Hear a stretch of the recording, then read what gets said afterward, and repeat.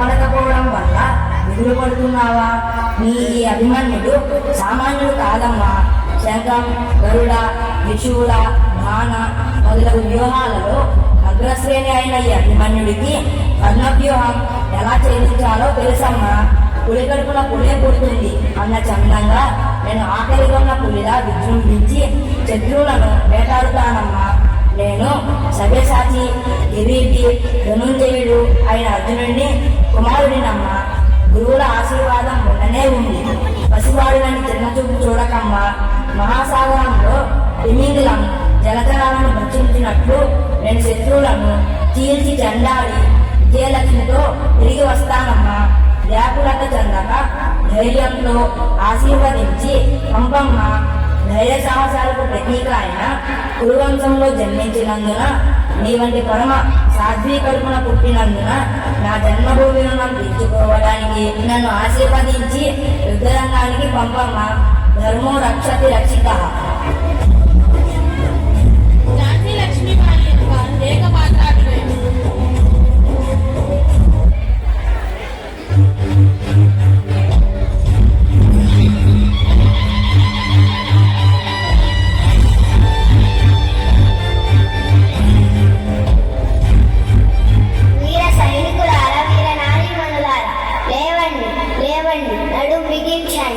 మీ తల్లి రుణం తీర్చుకునే సమయం ఆసన్నమైంది.